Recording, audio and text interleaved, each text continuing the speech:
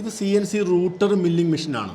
ഇതിനകത്ത് കുട്ടികൾ മോഡലൊക്കെ ചെയ്തിട്ട് നമ്മൾ 3D മെഷീനിങ് ഇതിൻ്റെ അകത്ത് ചെയ്യും ആണല്ലേ. ഈ പെൻഡ്രൈവിലാണ് ഇതിൻ്റെ അകത്ത് നമ്മൾ പ്രോഗ്രാം കമ്പ്യൂട്ടറിൽ നിന്ന് കോപ്പി ചെയ്തിട്ട് ഇതിൻ്റെ അകത്ത് വെച്ചിട്ടുള്ളതാണ്.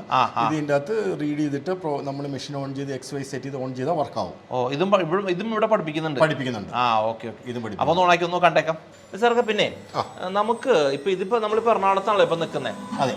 വേറെ എവിടെയൊക്കെയാണ് നമുക്ക് ഈ സ്ഥാപനം ഉള്ളത്? നമുക്ക് കോഴിക്കോട് സ്ഥാപനമുണ്ട്, കോയമ്പത്തൂർ സ്ഥാപനമുണ്ട്. ആണല്ലേ. അതെ. കോയമ്പത്തൂരും ഉണ്ട്, കോഴിക്കോടും ഉണ്ട്. അപ്പൊ അവിടുത്തെ കുട്ടികൾക്ക് അവിടെ വന്ന് പഠിക്കാം.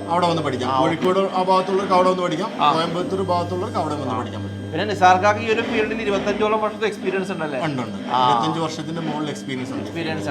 എന്തായാലും ഇതൊരു തൊഴിലധിഷ്ഠിത പരിപാടിയാണ്. അതെ. ആളുകൾക്ക് തിയറി മാത്രം പഠിച്ചിട്ട് കാര്യമില്ല, പ്രാക്ടിക്കലും പഠിക്കണമല്ലോ അല്ലേ? പ്രാക്ടിക്കലും അങ്ങനെ പഠിപ്പിച്ചാണ് നമ്മൾ ചെയ്യുന്നതാ. ചെയ്യുന്നതാ. ഒരുപാട് സാധ്യത ഉള്ള ഒരു ഫീൽഡാണ്.